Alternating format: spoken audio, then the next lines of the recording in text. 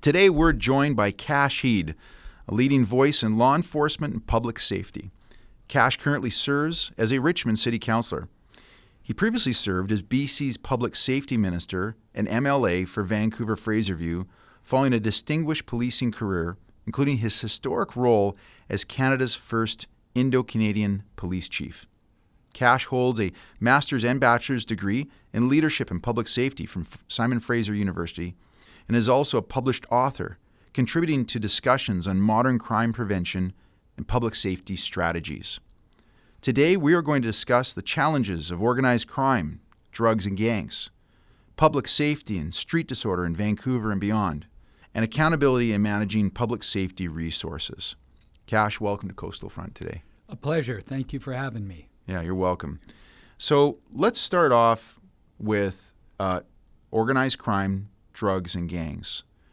We've seen ebbs and flows here in Metro Vancouver from the time when you first became a beat cop many years ago to today.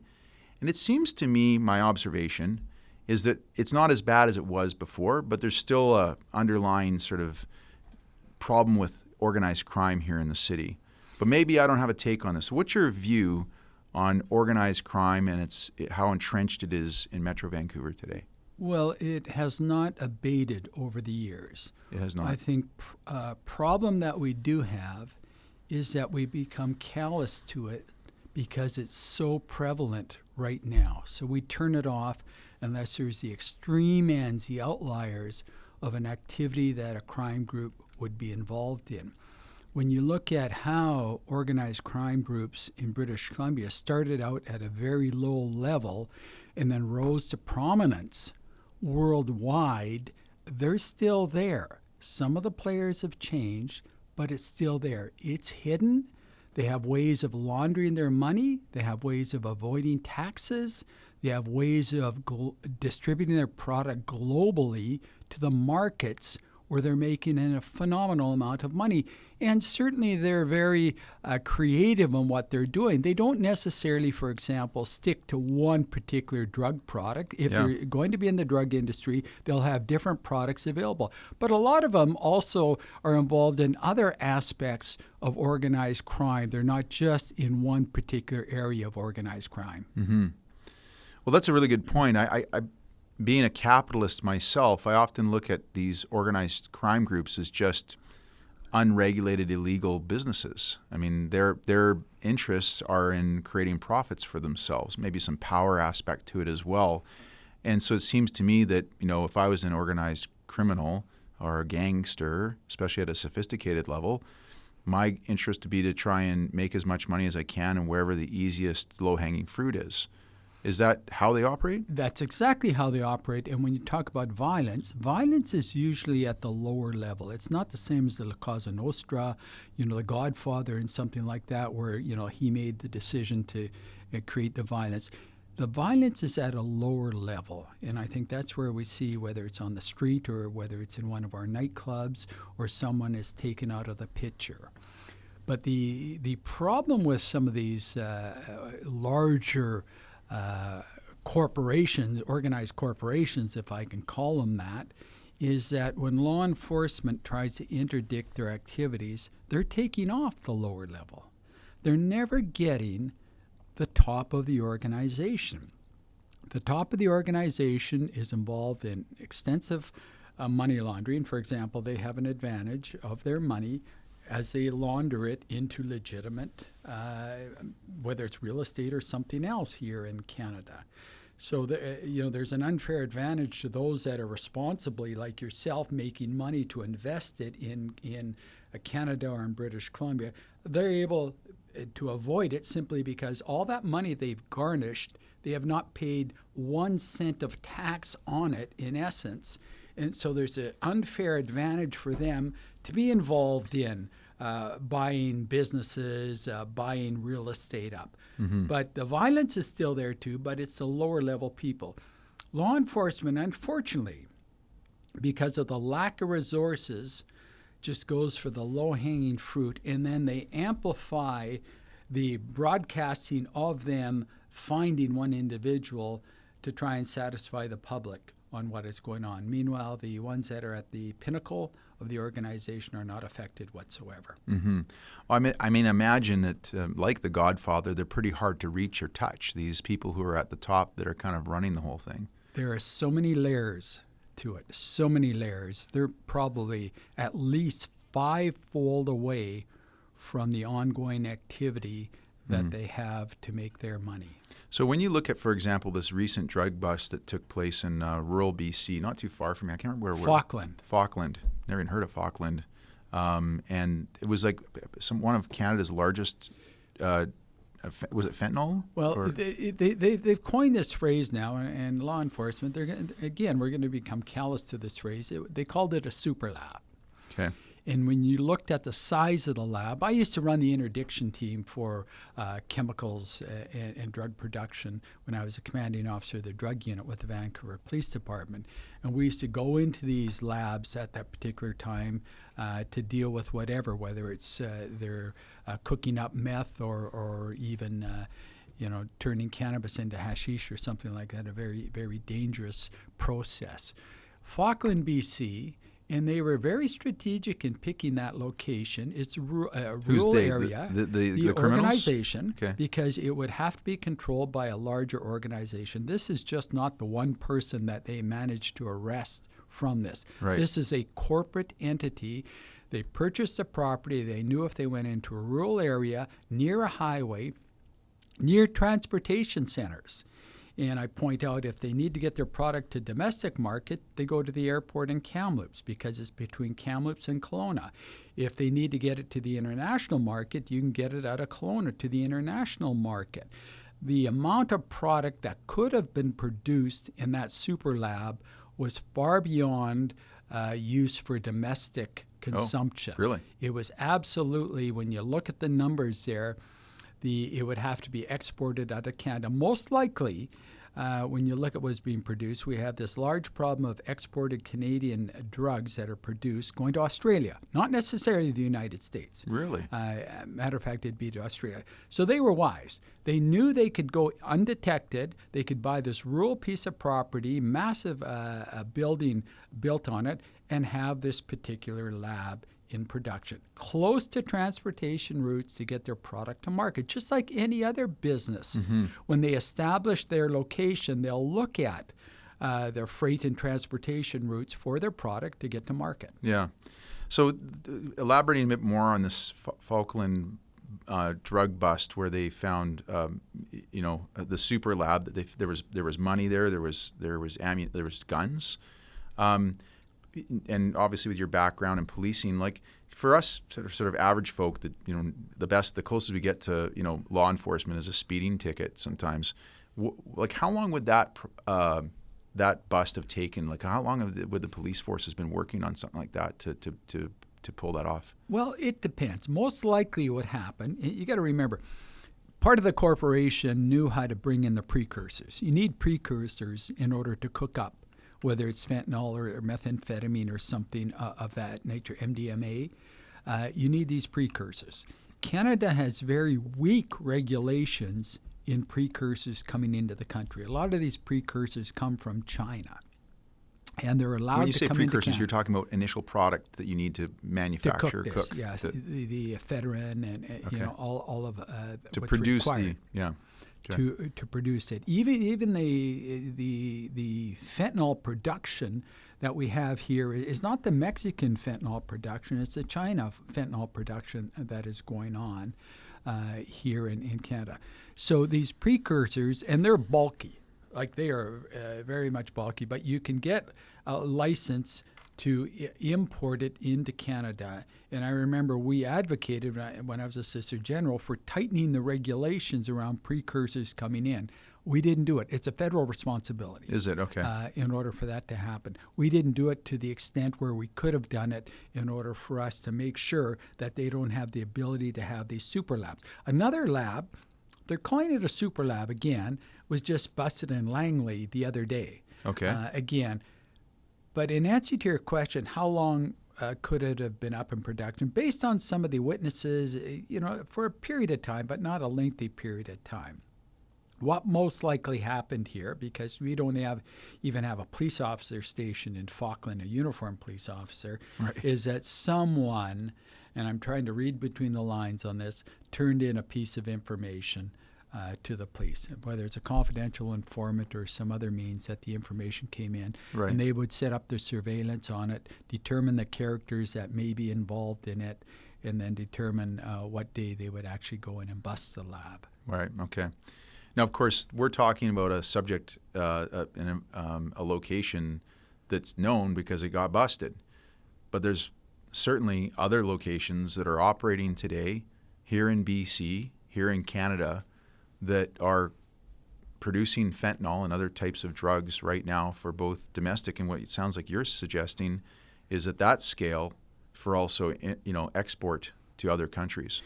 So look at the advent for fentanyl here in British Columbia. There was a demand for it, especially around the urban centers, simply because people were looking for a different high because of their addicted behavior, the acute addiction that they do have. So they're looking for something beyond that.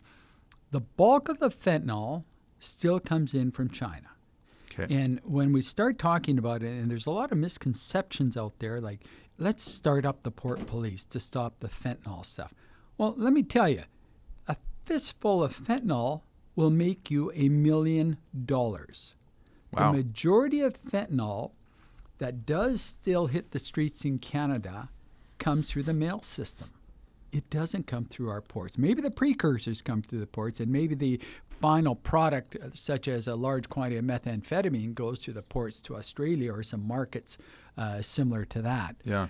But again, the majority of the fentanyl still comes in from outside of this country through our mail system.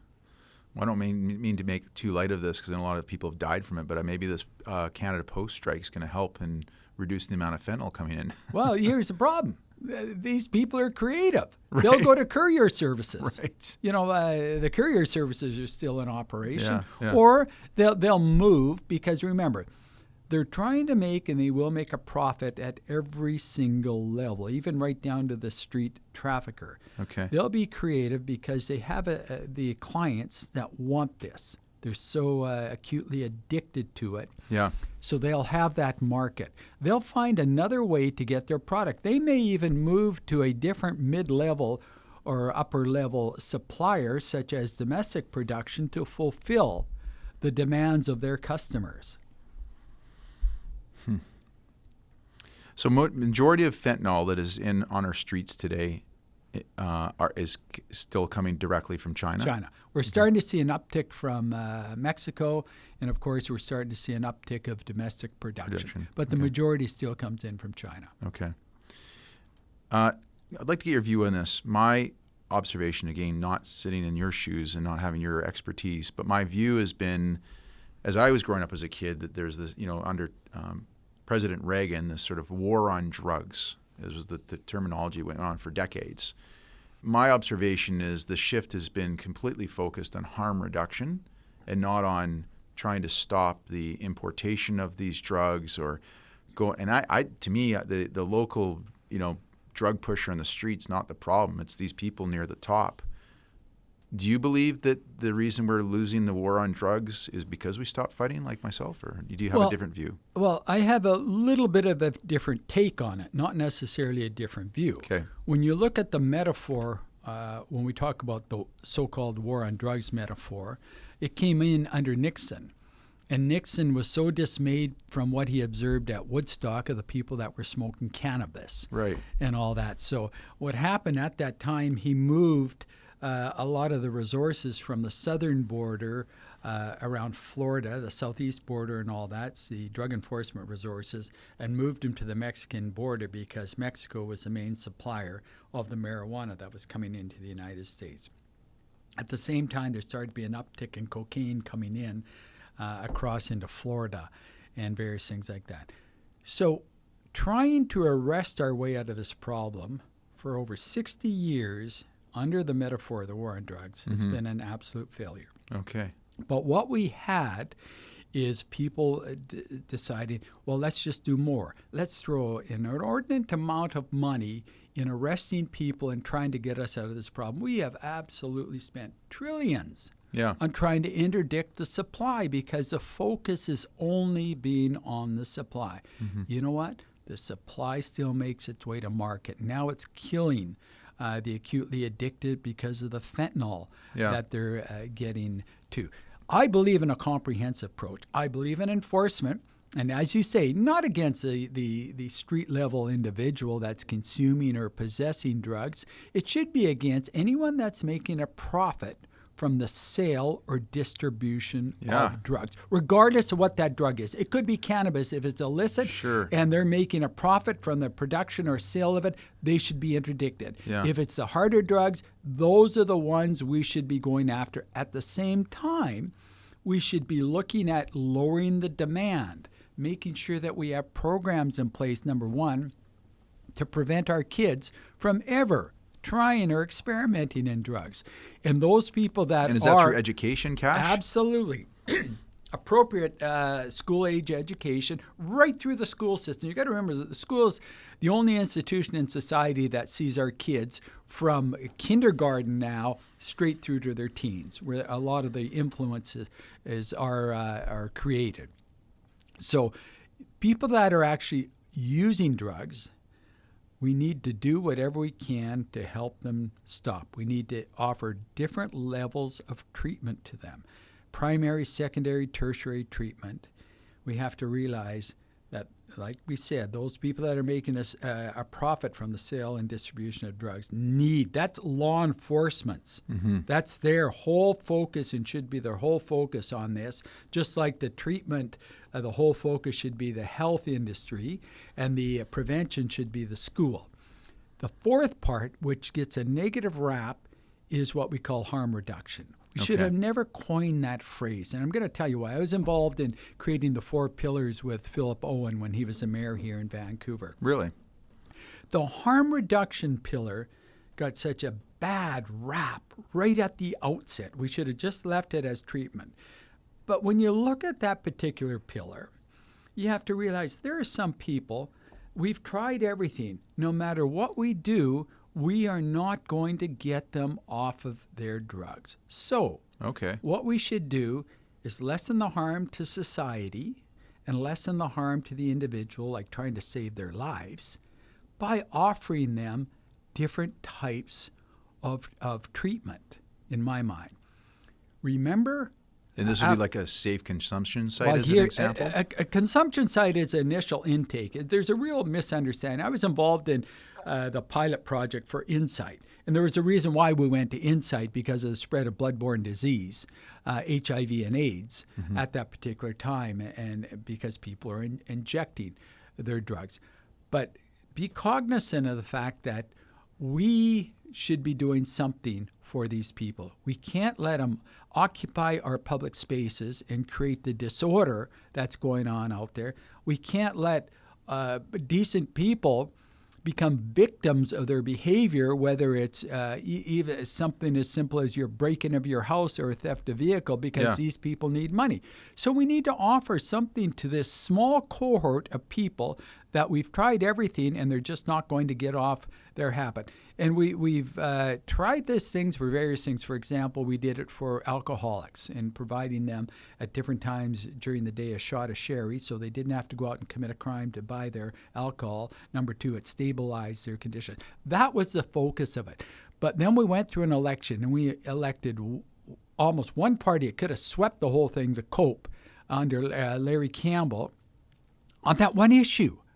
That one issue, the supervised injection site, the harm reduction site. And that was our entire focus. So instead of constructing prevention, education, and enforcement, all we did was focus on that. And many governments are still suffering, and many health agencies are still suffering from the negative connotation from the harm reduction pillar.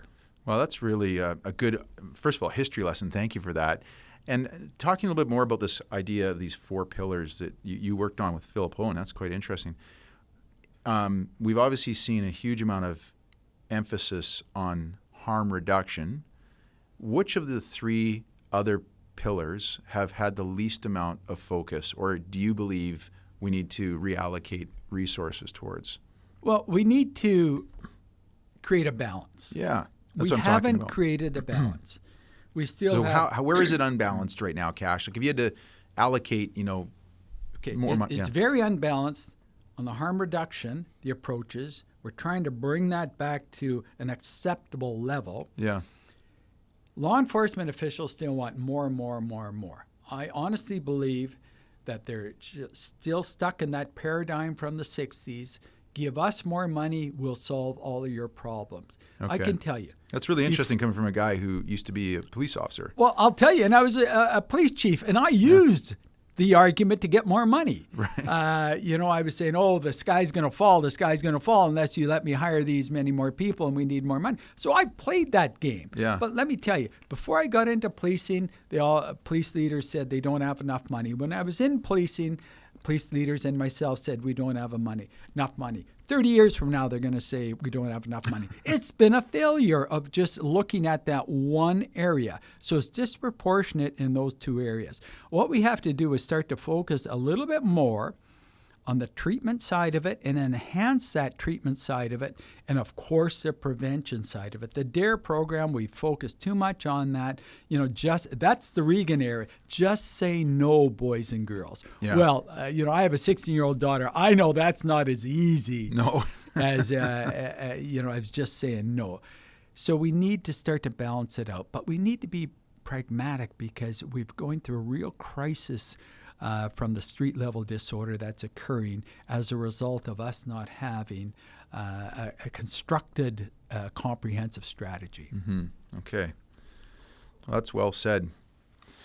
Some critics argue that interagency collaboration remains a hurdle. Now, we talked briefly yesterday about, you used to I think maybe you even led what they call the integrated gang task unit? force. Yeah. Yes. How do you think they're doing with respect to this integrated unit? Maybe to start with, because a lot of our listeners aren't that well versed in the police activities. What is the? Let me give you an example. Sure. Let me give you an example, and I know you can relate to this. Yeah. On the southeast side of Vancouver, this is after I dealt with all the proliferation of indoor marijuana grow-ops when I was the commanding officer of the drug unit. I was moved as a commanding officer of Southeast Vancouver at a time where we had an increase in then known as Indo-Canadian gang violence. Like you said, ebb and flow until it started to hit the going up and up and up. And is this the Bindi Johal era? no, this is after. The Bindi Johal was the originator of that. Yeah. But this was more or less the result. There was problems at Loft 6. There were some other problems that really perpetuated the gang problem. Yeah, the Loft 6 shooting, I remember that. I was going to the clubs myself at the time, and I was there often. Well, that led to thankfully I wasn't there that night, but several other murders. But let me just explain this, and you'll understand the way law enforcement operates.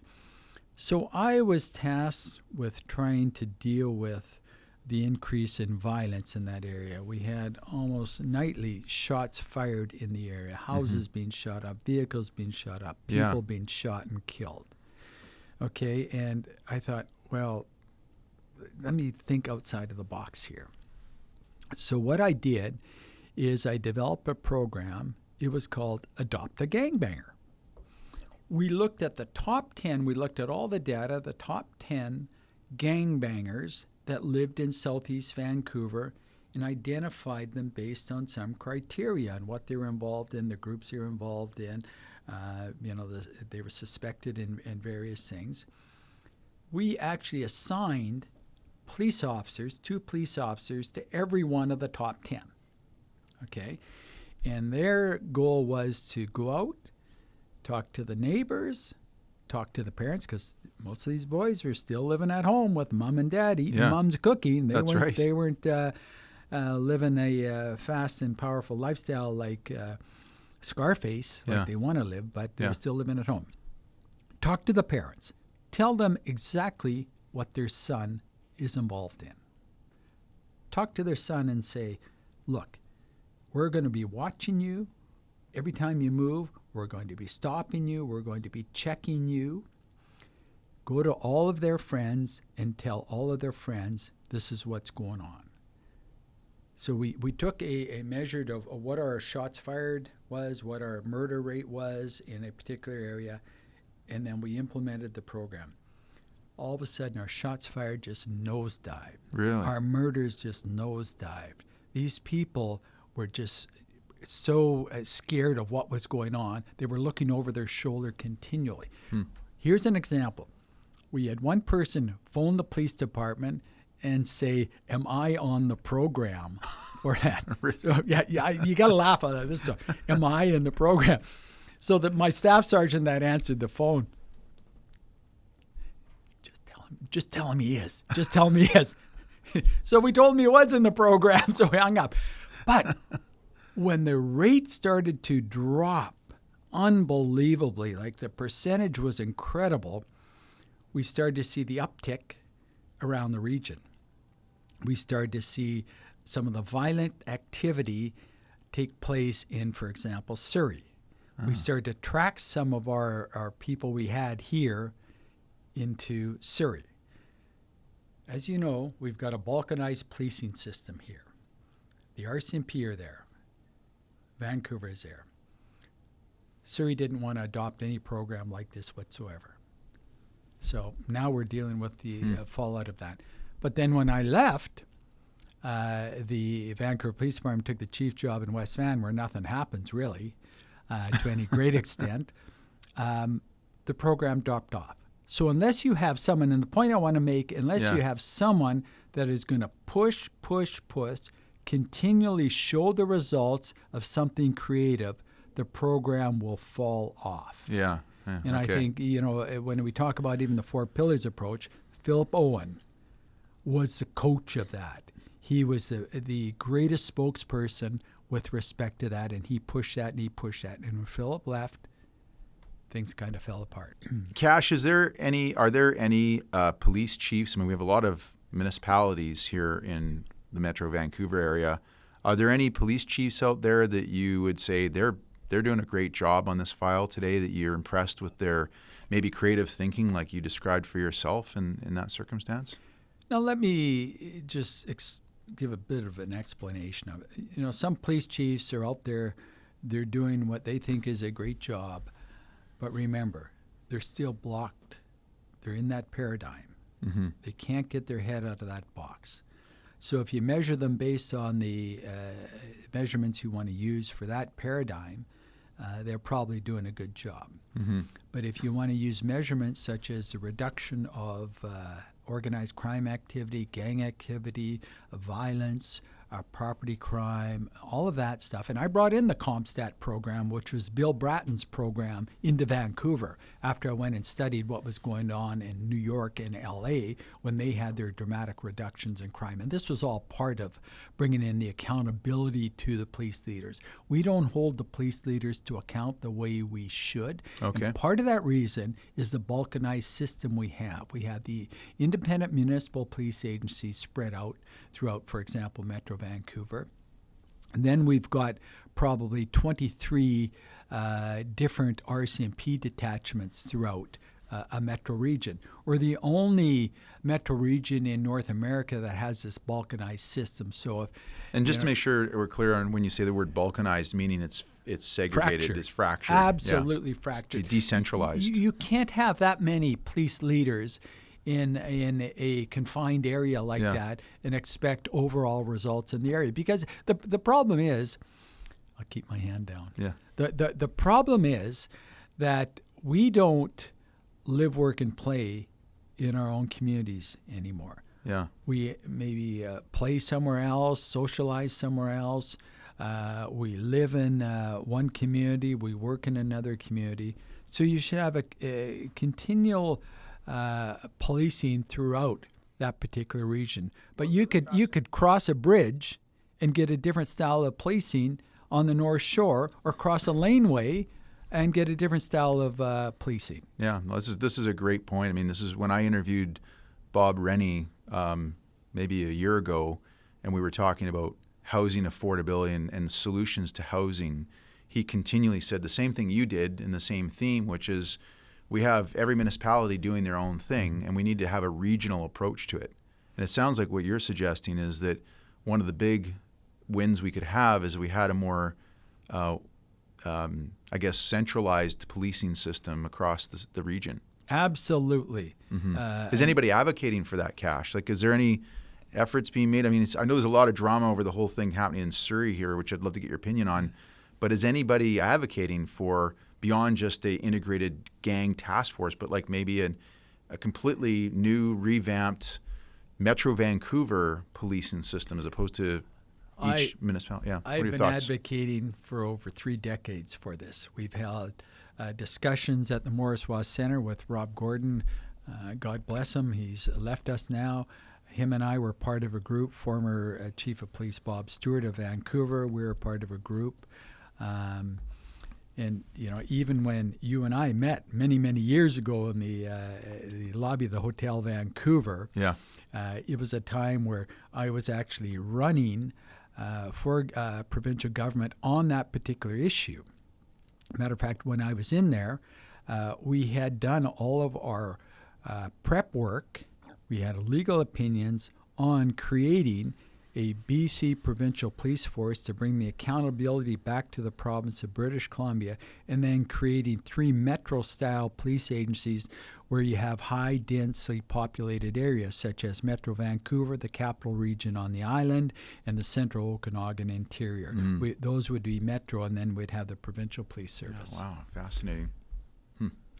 But there's been no pickup on this except for the all-party committee in the last government that's trying to move this forward, but it's going at a snail's pace because I believe the political will is not there at this particular time. I ran into that when I was in government when I put all this together under Gordon Campbell. And, you know, he was great on some areas, but there was no political will to push this forward. Well, political will, it's tough because you got, I mean, if you think about it, I spent my later youth, and my folks still live there in the CRD in Saanich. But, you know, if you look at, there's 13 municipalities in the CRD.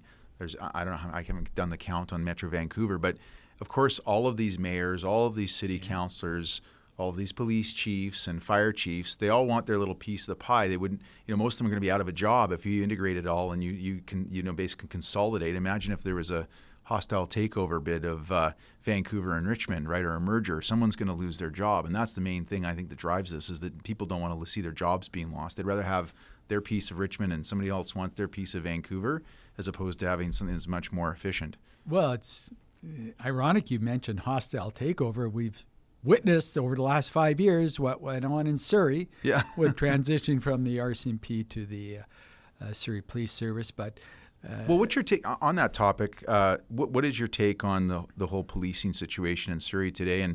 And what if you were? I mean, you're not a resident there, of course, but like, what would you hope would happen for the people of Surrey from this point going forward? Well, let me tell you, whether you're a resident of Surrey, which you're the bulk of the wasted tax money on this childish schoolyard dispute that took place between the local government and the provincial government, or whether we're the taxpayers of BC, because remember, it's about $250 million we're coughing up for this from the provincial tax base to cover this.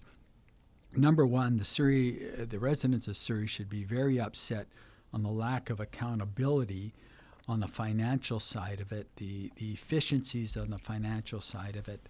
At the end of the day, the effectiveness of whether you're wearing a brown uniform of the RCMP or a blue uniform of the Surrey Police Service, you'll get the same amount of service. It's all about increasing accountability, efficiencies, and effectiveness.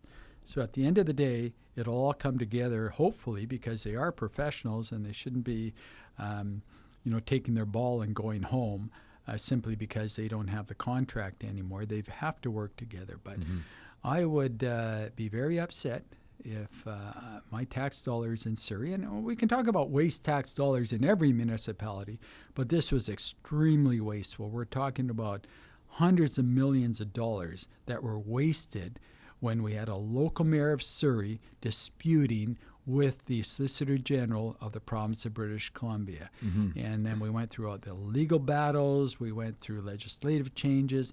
They didn't need to do that, and I'm going to tell you why. Under the Constitution Act in Canada, policing is delegated to the provincial government. The provincial government, they're actually responsible for policing within their jurisdiction. What we do here in BC is we delegate that authority to a limited extent to local governments. And the reason why we do that is because the local governments are the ones that have to pay for that particular service. So we've got to look for a different way of doing it. But it is still the responsibility of the province. The province, I believe, the Solicitor General had the power to make this happen without us going into this very costly and childish dispute. Wow. Well, that's fascinating. Well, they do have a new mayor there. I don't know if that's going to make any difference or not. Well, she was the one that caused the dispute. Doug McCallum was very clear he wanted to bring accountability back to Surrey and have the RCMP move on. And then Brenda Locke wanted the RCMP there regardless. And that's where it started to cost the taxpayers an extreme amount of money. Yeah. When Ken Sim ran for mayor of Vancouver and won his supermajority, one of the big pieces that he pushed for, and we kind of highlighted this a little bit earlier, was his goal to hire 100 more police officers and 100 more, I think it was like nurses. Nurses, and voters. I mean, that may not be the reason that voters got behind him, but he got the mandate. So I guess two questions. One is, has he hired 100 police officers since then? Do you know? And what do you think that's going to result in, or is it going to have any impact? Well,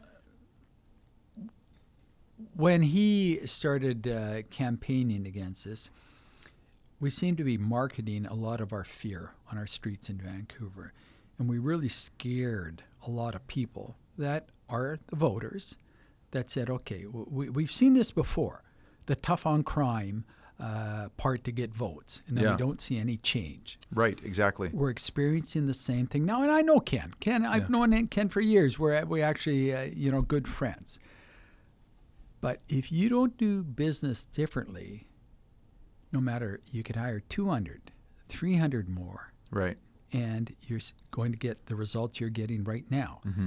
My understanding is a lot of attrition has taken place with the Vancouver Police Department. So although you hired 100, 70 have left, whether to retire or go to the Surrey Police Service.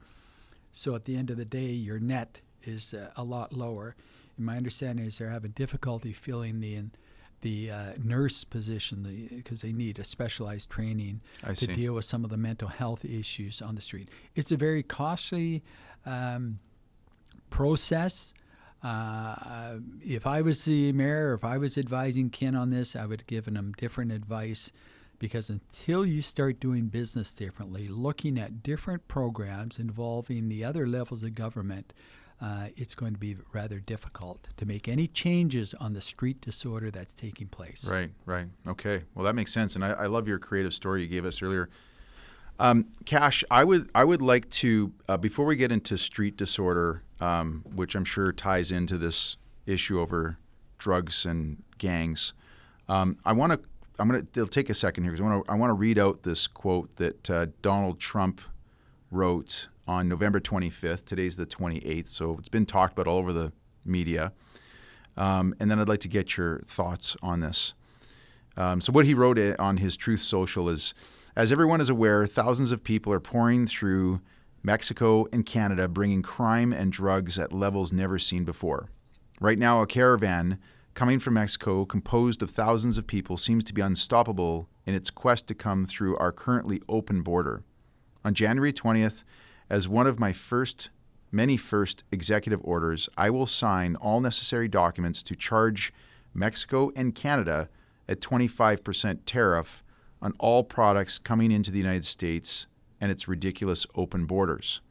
This tariff will remain in effect until such time as drugs, in particular fentanyl, and all illegal aliens stop the invasion of our country.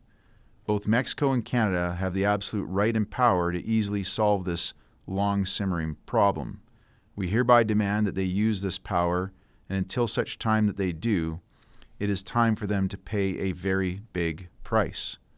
Now, of course, what we've seen happen the last 3 days is Doug Ford and David Eby and Justin Trudeau and Chrystia Freeland, they're all, saying we're going to come together. We're going to take this Team Canada approach, particularly the federal government with these federal Liberals talking about this Team Canada approach, but there's no substance at all. Like, there's just we're going to band together and we're going to, and my sense, like when I'm observing this, my sense is these guys have no idea what they're about to deal with on January 20th, and they're not equipped.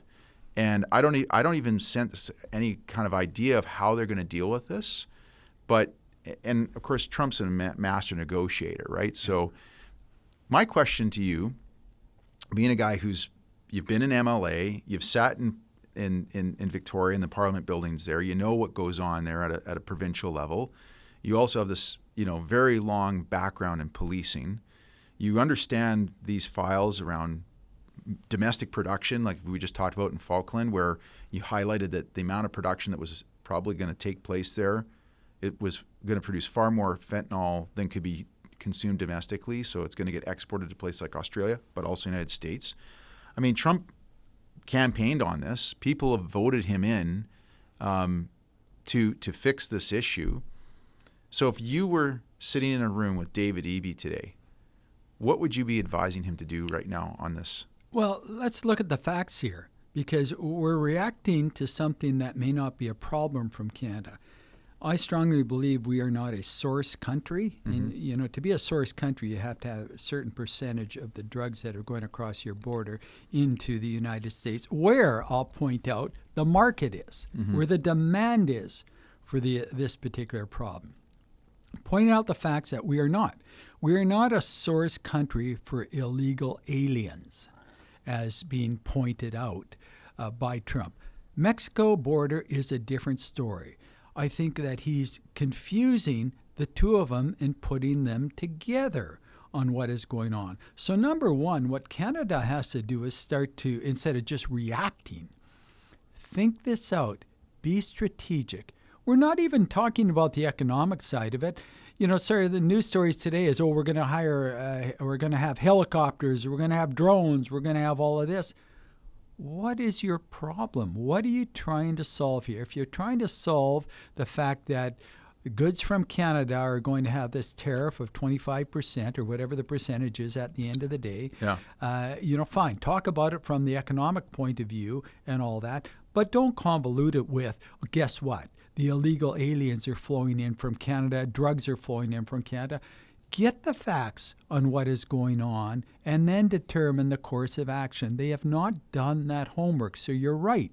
They're flying by the seat of their pants. Yeah. They have no clue on what they're doing. They're reacting. And you know what happens when it reacts? The taxpayer's on the hook. Mm-hmm. We as Canadians are going to be paying a heck of a lot more for the lack of understanding of what needs to be done so our policymakers can have those policies. Yes, maybe we do need a different way that we're going to secure our border for the numbers that may flow into the United States, if in fact that's there. But let's start to look at it, whether it's on aliens or whether it's on drugs. Let's look at that and determine what can be done. That, from my opinion, is not being done. Mm-hmm. We can always, and you're hearing this again because you heard it through the municipal election. We just talked about Ken Sim. The fact that you can run on this tough on crime thing, but at the end of the day, you have to really understand what the problem is and what the solution is. Now we've taken the economics, the tariffs, and kind of put this and confused it with the tough on crime particular issue and this threat saying, I think Trump's done that for us. He does, but we are reacting to it. So do we believe it? Right. You have to ask yourself. That's my point. Yeah. Is that's what everybody's now. It's almost like we weren't dealing with this problem before, but now because it's the cost to us be so enormous, we have to deal with it.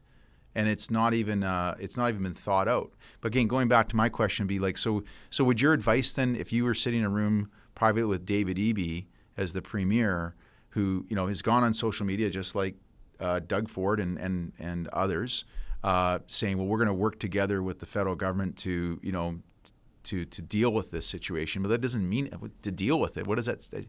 So would your advice be use your information sources to somehow inform Donald Trump and his administration that what he said is happening and what's actually happening are different?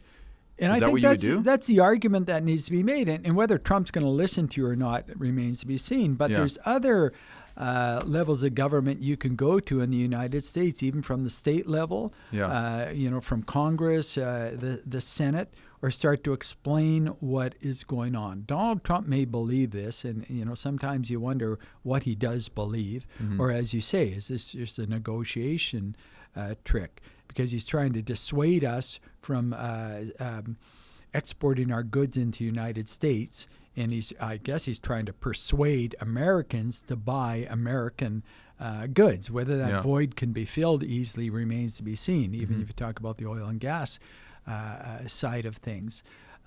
But my advice to Evie... to be the devil's advocate here, in your own words, you'd highlighted the fact that this Falkland super lab drug bust, where they were going to produce more fentanyl than could be produced to consume domestically. So arguably that's a localized source of production of fentanyl that's going to go to the States. Not necessarily. That's my point. I believe based on the intelligence, if you look at some of the interdiction of supply, the production in labs in Canada are more likely destined for other markets such as Australia. Right.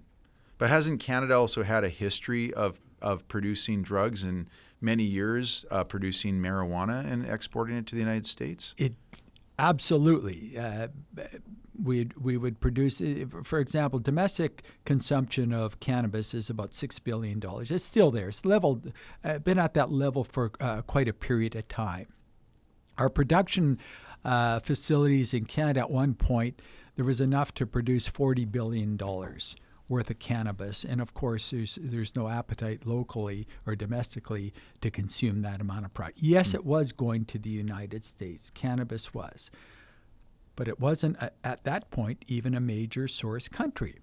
When we had produced our amount, but look at California. Their illicit market would be hundreds of billions of dollars from the black market that's produced within the country of the United States. I'm just being the devil's advocate. Like if I'm Trump, I can assign part of my administration to focus on domestic production, but he's also saying, but there's also drugs coming across the border from Canada, and Canada can do. To me, it's really smart what he's doing. He's basically forcing Canadian government at the federal and provincial level to start allocating more money and resources to tightening up the border without having to cost him a penny. Would you not agree? I would agree, but again, back to what is the problem? Right. If you look at, for example, one of our largest, and we just had a court case in Canada where, in fact, these people died because they froze to death. They were coming across the border into Canada. Yeah. If you look at some of the border points that we've had people coming across, it's people from the United States coming into Canada. Here's a big problem that we do have. Guns. Okay. Guns coming into Canada, and they're from the United States. You want to look at the reason why we have so much gun violence, so many people killed as a result of guns in Canada. You trace those firearms back, and the majority of them are brought in from the United States. The United States has, I call it a gun-sick culture. When you look at what happened in some of the schools, and I wrote some op-ed pieces based on what happened in I lost schools. all faith in American humanity when it came after Sandy Hook. Yep. And I wrote an op-ed on Sandy Hook. Yes, and I was like in the Globe and Barack Mail. Obama was the president at the time, and I thought if there was a window for change in the United States, it would have been Sandy Hook, and it didn't happen. So I used the exact word, if Barack Obama wanted to leave on a legacy, it would be dealing with what happened at Sandy Hook. That was in my op-ed piece on it. So you and I are on the same page as far as that goes. Yeah. But look at, how are we going to stem the flow of guns coming from the United States into Canada? You look at the Mexican border, how are you going to stem the flow of guns going from the United States into Mexico? Again, because there's a market for it. The Sure. gangs here in Canada want those guns. The gangs in Mexico want those guns. So it goes from the United States into these particular countries. Mm-hmm. So, yeah, it could be a win-win for both sides, but let's really realistically look at what our problem is of our products or our aliens going into the United States before we start spending so many taxpayer dollars. Yeah, that's a good point. I mean, we certainly have far less illegal immigrants. In fact, I believe when you talked about those migrants that came across the border, I think it was in Manitoba in the middle of winter, and they died trying to make ourselves. That was because Trump had also gotten elected the first time, and he was initiating his mass deportation, and people who had been living in the States for many years illegally thought, well, we got to get out of here and move to Canada. That's why we saw that. What was that road called? Roxham Road, where we basically set up a impromptu, illegal border crossing so people could just come across, get arrested, and then processed. I actually believe we're going to see another round of this that this Canadian government has never seen the likes of before, because now you've got this new border czar. I forget the fellow's name that's been assigned by Trump. You can maybe find the name, Reed. But this new guy, they're ready to do the biggest mass deportation they've ever seen. And I believe is going to happen is it's going to be round two of what we saw, I guess, eight years ago, where you got illegals in the United States fearful of being deported, and kind of knowing that we've got pretty weak laws here. I mean, nobody gets deported out of Canada, it seems like. It's like if we bring in any illegals, they don't ever get deported. Maybe I'm wrong on that, but that's my sense. And so I think we're going to see what you described, Kash, is this massive migration. But I did read a stat, and I don't know how valid it is, that even though we have far less people, it was like 1/3 of 1% of the illegals going across Canada into the States versus Mexico to the States, that the illegals we do have going from Canada into the States, a high percentage of those people are on terrorist watch lists. Yep. And so I'm curious to get your thoughts on that, because again, if I'm being devil's advocate, sitting in Trump's seat going, okay, well, yeah, you're not bringing in as many illegals, Canada, as Mexico is, but there's two things that are different here. Number one, you're a far more well-resourced country than Mexico, right? I mean, you've got a much more, there's no corruption in Canada for the most part. You've got, a fairly organized society, unlike Mexico. So you have an ability to clamp down on the border better than the Mexicans do. And number two, the people who you are sending across are highly, these are people who are really, really concerned about. What are your thoughts on that? Well, terrorism is a large issue. And, I absolutely agree. If we were using the terrorism argument, we could probably have a stronger argument, and we could be more focused on the resources that are needed. Yes, we know that. We've heard the stories of people coming into Canada, finding their way in the United States that are terrorists. We've got to make sure that we clamp down on terrorists from every side of North America. Now, there's a real difference, and this is where I will, believe it or not, agree with Trump on something. Under the Biden administration, letting people just walk across the Mexican border was an absolute failed policy. The hundreds of thousands of people that were able to walk over illegally and then claim that they wanted some type of asylum in the United States and being set free. That was absolutely a failed policy. And I still personally think that's probably one of the primary reasons why Trump was elected, because he said enough's enough. But then he threw Canada into it. Mm-hmm. And I think we are being mischaracterized as a country, that we've got swaths of aliens and a massive amount of drugs making their way into the United States. That's incorrect. Well, we had the same issue with Roxham Road, where we had, again, 7, 8 years ago, illegals literally walking across. I mean, the RCMP had tents set up with, first aid stations and stuff to check on these people. And of course, the images you saw were families with children coming across. You don't envision them being, hardened criminals or anything. And who knows where these people have come from to really even document that. But I mean, couldn't you make the same argument that we also had a failed policy by allowing this illegal border crossing to have these people just come across, and then I can't imagine they were all arrested and then they're still incarcerated today. No, I don't think any of them were incarcerated whatsoever. I believe we have to strengthen our policies, and Trudeau's starting to do a bit of that. Do you think we have a weak border in Canada? We could have a stronger border. Let me put it that way. Yeah. We could have a stronger border. But again, if you look at some of the latest stories, Canadian Border Service Agency, there's a budget cut coming to them. They're going to have to cut off officers. Those are the things that, unless there's some potential problem analysis done, that we're going to run into these particular problems. That's the key agency to secure our borders, working hand in glove with the RCMP to do that, making sure that we have the right information coming in to our officials. So those are the areas where we have to be more specific on where we could deal with the border issue.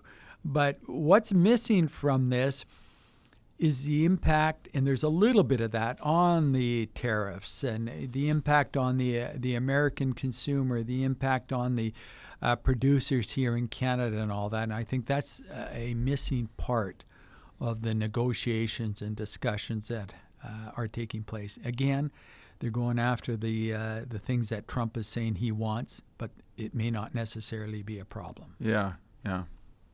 Wow, it's complex. Okay, Kash, let's switch to, and I'm sure these are tied together, but let's switch to the conversation around public safety and street disorder. Now, of course, not all street disorder is a result of organized crime activity, but there seems to be at least, I don't know what the stats are, but a perception by many, including myself, that the risk of just walking down the street in downtown Vancouver is much more risky than it was 15, 20 years ago.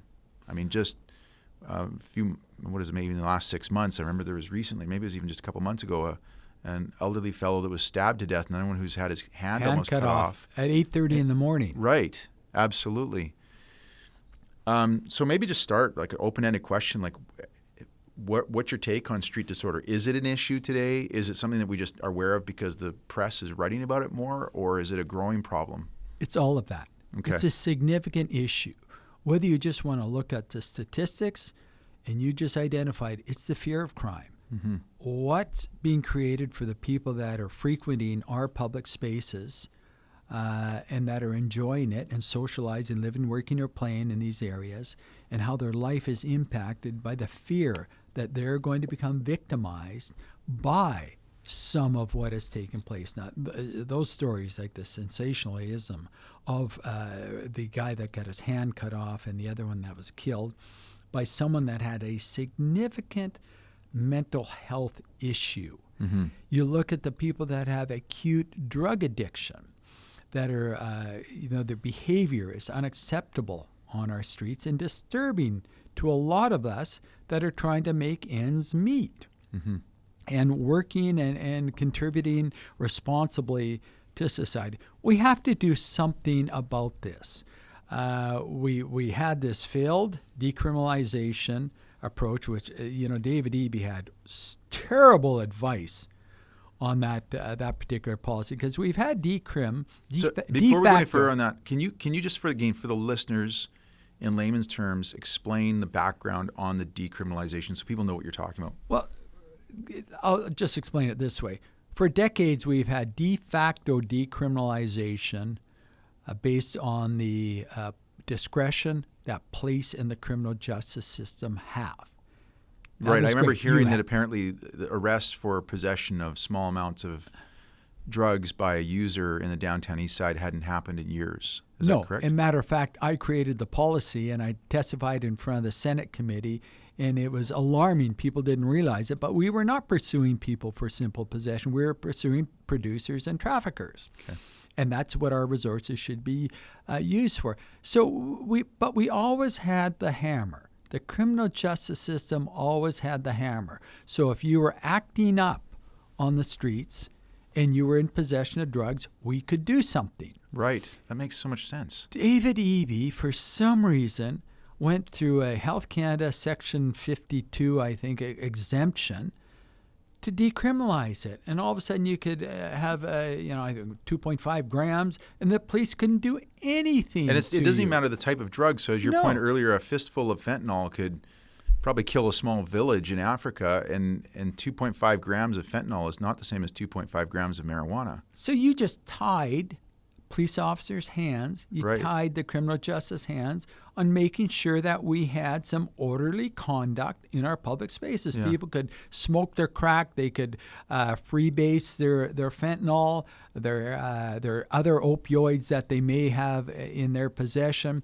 Out on the streets, there's nothing law enforcement could do. It was a failed policy. What do you think the driver was? Have you ever talked to David or get a sense of what? I mean, to me, it seems so obvious that you want to empower your local police officers to have some amount of discretion and ability to do what you've just described. So if someone's acting inappropriately and they catch them with a little bit of drugs, they can lock them up even for the night. Absolutely. Absolutely. So what do you think was the driver behind him changing this? I've known David for years. David and I were good friends at one time when he was running Pivot in the downtown east side, and then when he was the executive director for the BC Civil Liberties Association. We got along quite well.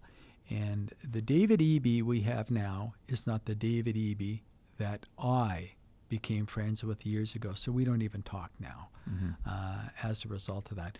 I'm not sure what drove him to do it, whether some health advisors was telling him this is the way to go, whether the coroner's department was telling him this is the way to go.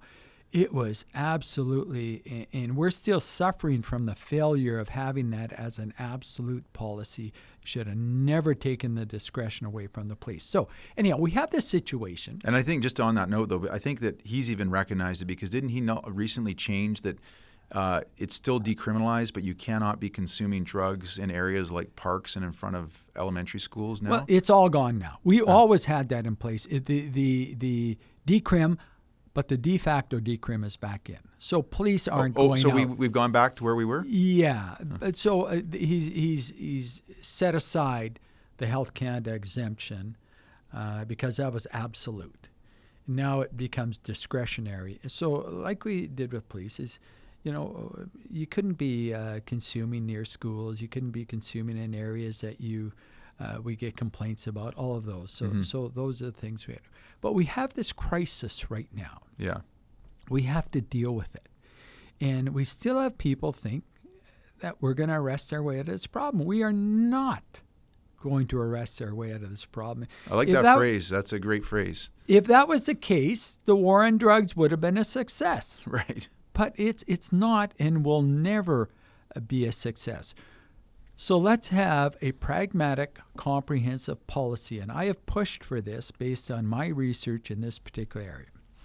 And that is, I call it secure care. You can call it involuntary care, which some politicians and health practitioners do. But basically what you have for people that have acute drug addiction, like they're the people that are dying because of fentanyl. They're the people that are causing the disorder on the streets right now. And people that have significant mental health issues, such as schizophrenia. These are the people that are cutting people's hands off. These are the people that are stabbing people in Tim Hortons and killing people. That you go into secure care. And for example, we're talking about these being viewed as treatment centers, not the old Essendale or Riverview. Right. And I've been out to Riverview many times, in Essendale when I was a young police officer transporting a Lopes back there. And the movie One Flew Over the Cuckoo's Nest, Jack Nicholson, that's exactly what it was like. Was it really? Back then. That's how bizarre it was. Wow. But that's not what we're looking at for secure care right now. No. We are looking at a compassionate treatment center where people can go in, and part of it for their mental health issues, so they can get their medication, so they can get some therapy and some type of continuum of care, so we can get them off our public streets and try and stabilize them. And people that have acute drug addiction. Mm-hmm. We can ensure that, number one, is they go through a detoxification, and we go through all of that treatment and put them into a continuum of care to make sure they're not dying on our streets or shooting up or smoking freebasing in our alcoves and our laneways and harassing us on the way to work or going to a movie or a club or something like that. Yeah. You've got to do that in order to deal with the crisis we're in now. And then you've got to look at other pragmatic solutions to deal with people that are not quite at that level. It's almost back to the four pillars The four approach. pillars, yeah. Exactly, except we've thrown in the added mental health issues. Because most of the people that are on our streets right now, it's a poly issue of the acute drug addiction and the mental health issue. Mm-hmm. Yeah, I mean, it seems to me that having something like a modernized, compassionate Riverview makes a lot of sense. I've thought myself that, you could start with even focusing on these people who you described, the ones who need harm reduction because they're never going to get off drugs, and put them in an institution, because I would rather have my tax dollars not seeing them shooting up on the streets or in a safe consumption site but living on the streets, but rather shooting up in a safe consumption site in some housing environment that my tax dollars are paying for, but at least they're not on the street. My kids don't have to walk by them. Their needles aren't on the ground. It just seems to me very common sense, actually. It is absolute common sense. However, are we going that direction? I mean, I know David Eby campaigned on this idea. I mean, we're only a month away from, or a month past the last election, but do you have a sense of confidence that the NDP have a majority government, they're in power for the next 4 years? Do you think they're going to be able to put this together? No. Okay. I don't think the will is there. Right. We've heard some rhetoric come out, well, it'll be challenged by the courts and all that. For crying out loud, you think we're being more of a compassionate society, letting them die in the laneway? Right. The weather, it's quite cold out there today, letting them suffer on our streets? For sure. I agree. And you think that the courts are going to say, no, they're better off where they are now? Give me a break. Yeah. Let's do what we need to do. Let's try this stuff. And if it doesn't work, let's try something else. Mm-hmm. Let's not just throw up our hands, always say, when there's one little roadblock, no, we can't do it, we can't do it. If there's a will, we will find the way to do it. If there's a will to clean up the streets, and I don't mean this arresting everyone and just throwing them in jail. Yeah. I mean to clean it up in a compassionate way, we will get this done. Mm-hmm. You don't have to prolong this for years. It's been studied to death. You're always going to get people that are opposed to it and people that are in favor of it. Mm-hmm. Let's do it. I believe this is what society wants. I believe that the majority of people that are here in British Columbia that may have voted this last time around, that is what they want. For example, in my municipality in Richmond, Yeah. I brought forward a motion that we embrace secure care for the people with significant mental health issues and acute drug addiction, and write a letter to the Premier and Minister expressing that. Mm-hmm.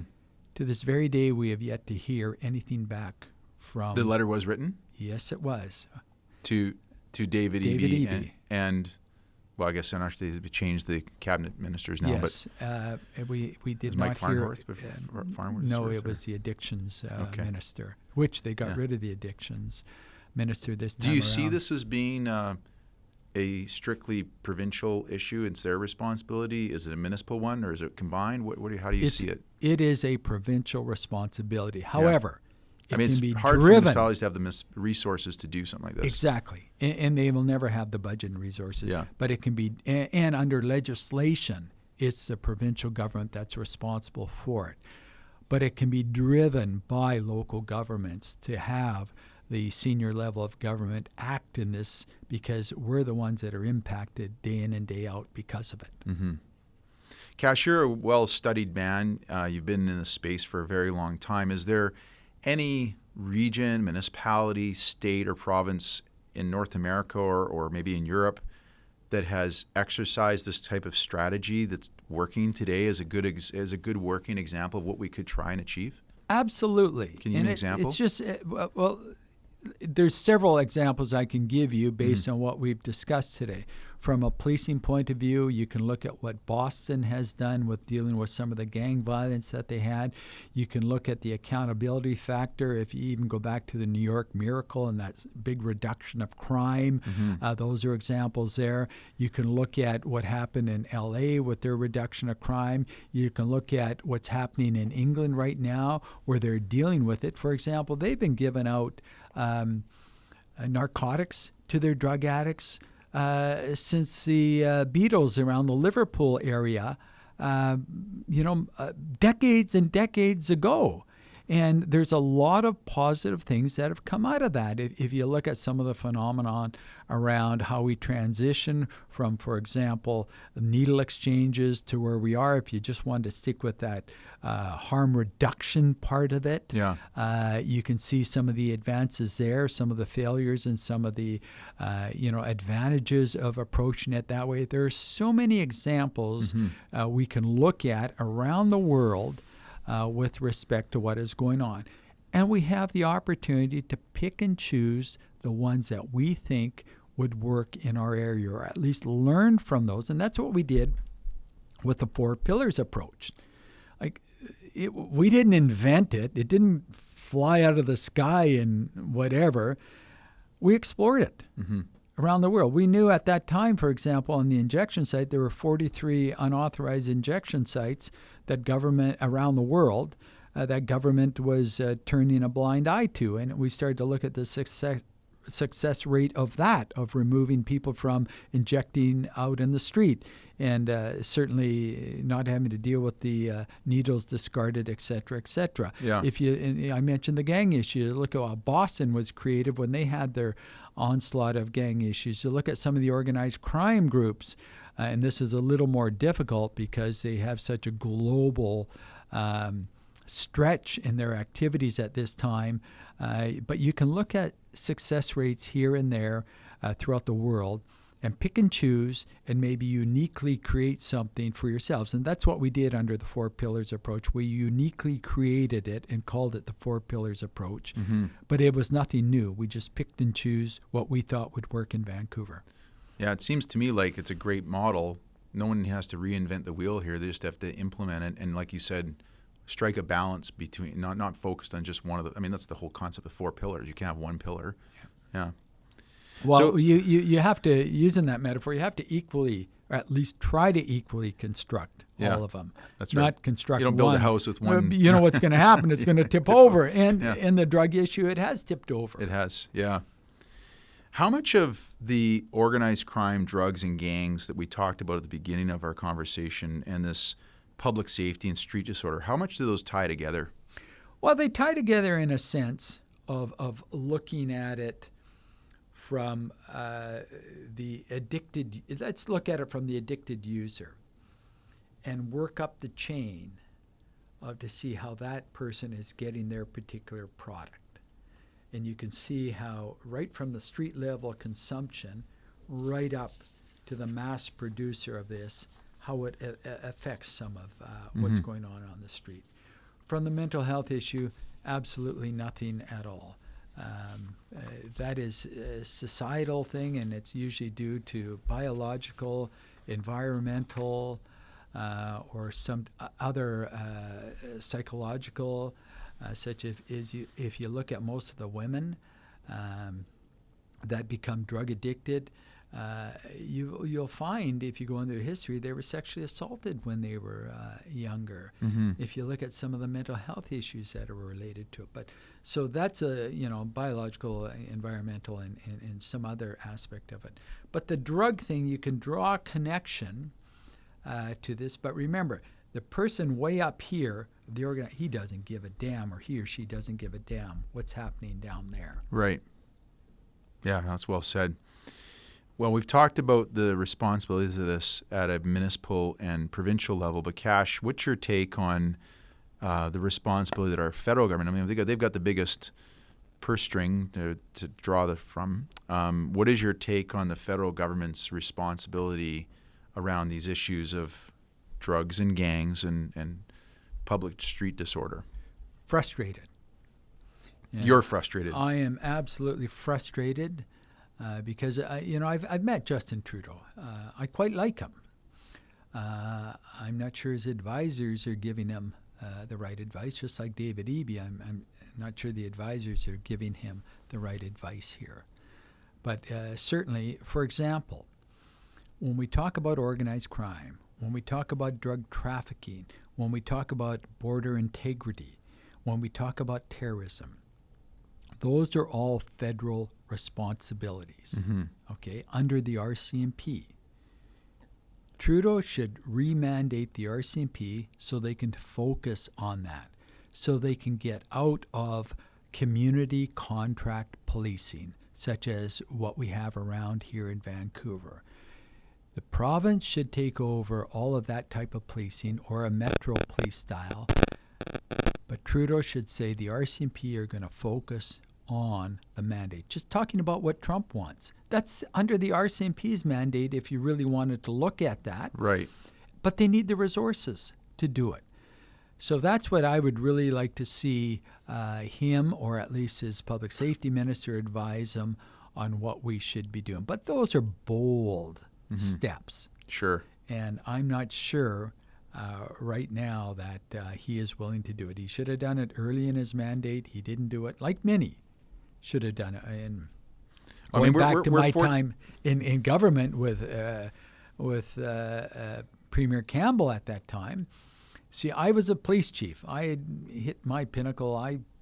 Politics was not really what I wanted to pursue. I was happy where I was.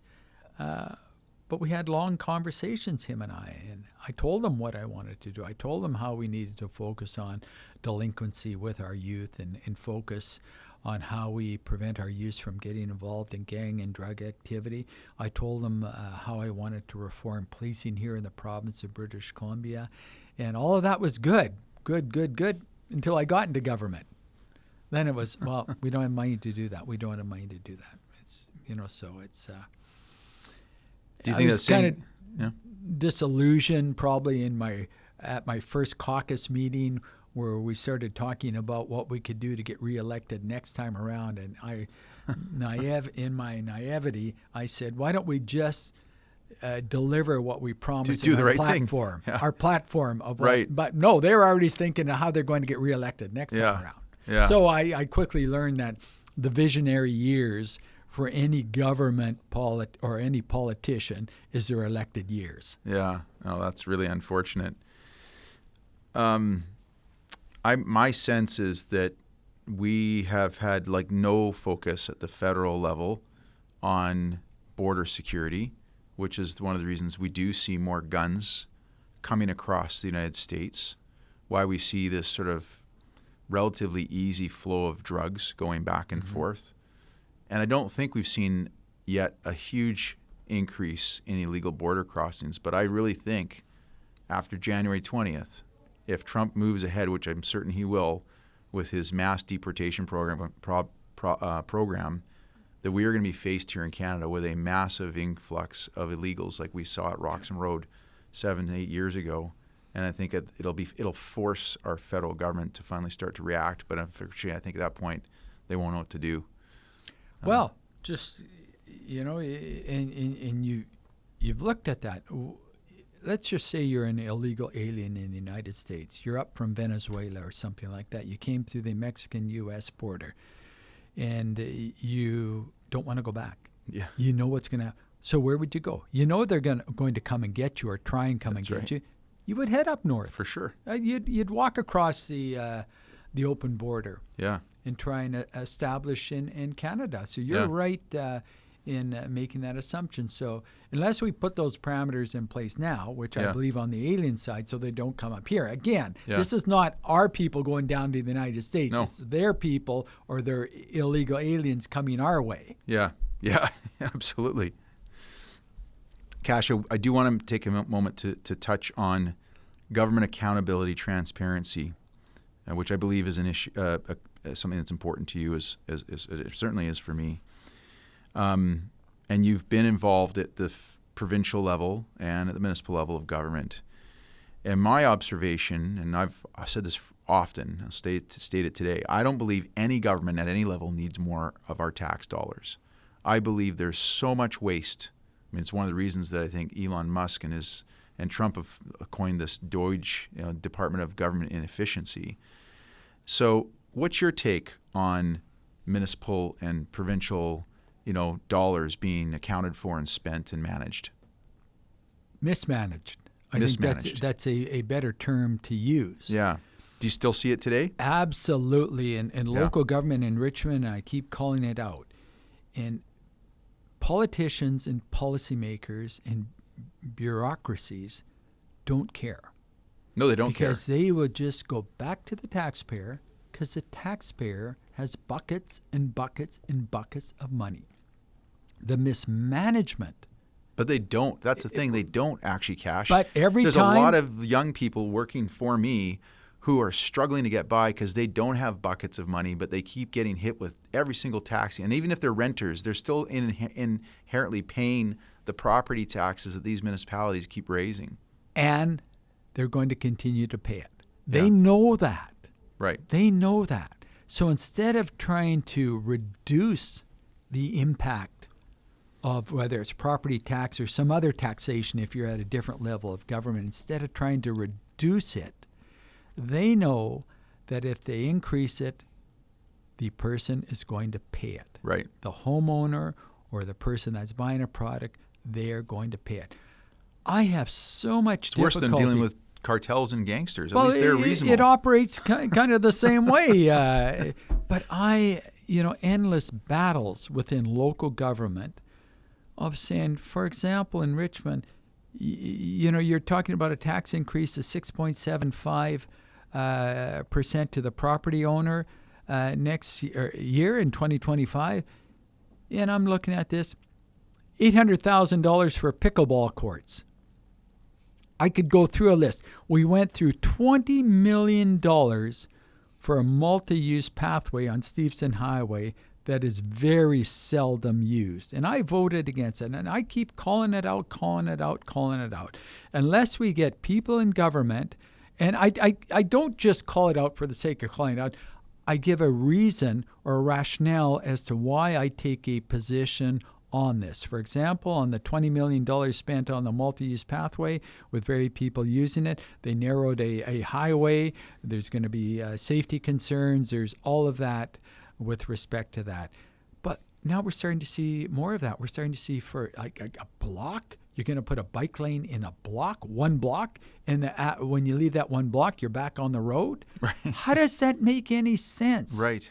It just doesn't. And people on pickleball courts, $800,000 on pickleball courts. We're at a time where you've pointed out, like you've got young people that work for you. They're trying to make ends meet. They're trying to get into the housing market. Rents are at an all-time high.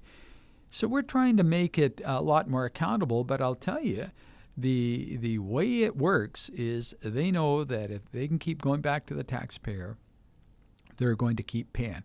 So, and I found that in provincial government too. For example, where I would identify, ICBC came under my in my portfolio as the SG. Yeah.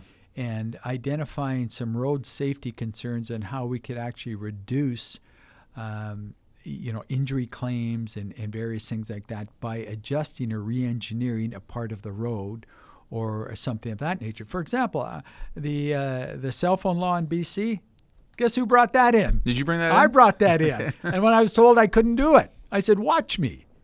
But again, it made sense because people were dying.